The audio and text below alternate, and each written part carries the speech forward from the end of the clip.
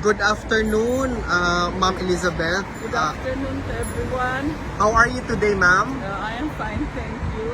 I have seen him, and we talked, and I was with my granddaughter Bella, so we talked about his father, and also mundane things about Davao. As about how is Davao, how is Abaste, how is Paulo. So that's it. Ma'am, yesterday the Vice President made mention about her position about pro-cremation. What's your position, ma'am, if you mind me asking? If I am Pro or actually, against? Yeah. If I am to be if hindi ba na ako mag-decide, no? Kung if it is my decision, I would follow whatever his decision is. So if he wants to be cremated, that's what also one of the discussion we had. If he wants to be cremated, then so be it.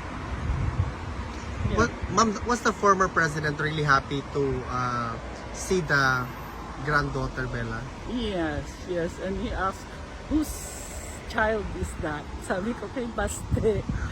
Baste. And I asked him what would be your message to the people outside. He said, if it is his destiny to be here, then so be it. No, he has no apologies, no regrets, and that's it. He's accepting it already, and that's why we talk about the cremation. So I said, okay, if that is your decision, so I'll follow his decision. But if it is it's the children's decision, I cannot say that. Yeah. May question kayo, guys? Question ko lang, ma'am, kay Mayor Baste, Mayor. How is he po as a acting mayor in Davao? For Baste, I think he's making good, and he's also very strict, especially with the garbage and everything. You know. And who is the vice mayor po ngayon? Rigo. Si Rigo. Yes, it's Rigo.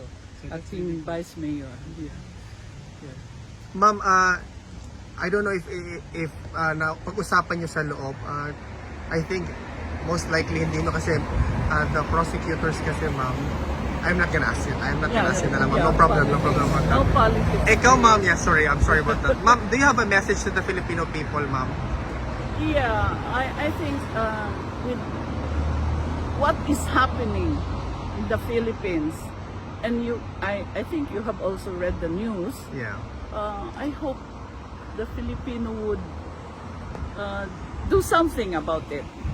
You know, it is you, the massa. It is you, the citizen, who can do something. It's not us.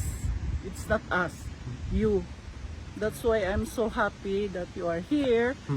Talagang we are grateful. We are grateful for you. Yeah. Thank you, ma'am. May question ba kayo, guys? Question ko about din sila, ma'am. You've been here for like kind of long time. Yeah. How are you, ma'am, here in the Netherlands, ma'am? I want to go home. How about the foods, ma'am? Dutch food, did you have Italian? Okay. I'm okay with the food. I'm okay. Yeah. Yeah. Thank you, ma'am. Yeah. I think yun lang yung... Meron pa bang question, guys?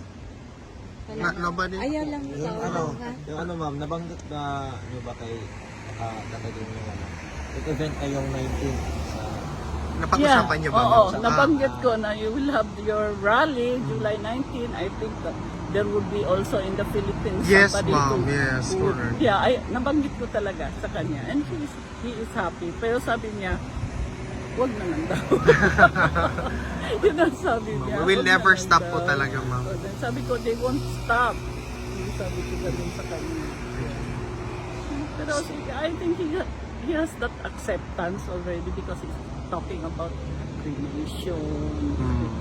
Then sabi niya, now you have a witness. Sabi niya kasi nandun yung guardian. Now, whatever I wanted, you tell my children. Sabi ko, okay, sige. Okay lang ako ng okay. Wala na akong... Thank you, Ma'am Elizabeth. Yeah. Ma'am, at saka one last question na lang. I just want to say thank you din kasi last time, Sarah was really telling about kung makalabas si Tatay Digo, he's welcome in your house. Yes, Yun yes, yung ano sabi. yes. I told already my children about that beforehand. Sabi ko, beforehand, I have been saying to them that if ever, if that is also his choice. It's not my choice. Oh, kung gusto niya doon sa bahay ko, okay lang. Oh, that's really nice. Oh, yeah, no strings attached, no nothing. Thank you, Ma'am Elizabeth. Ma'am, sorry for asking the political question. Hindi na mauulit, Ma'am. Thank you po. Thank you, ma'am.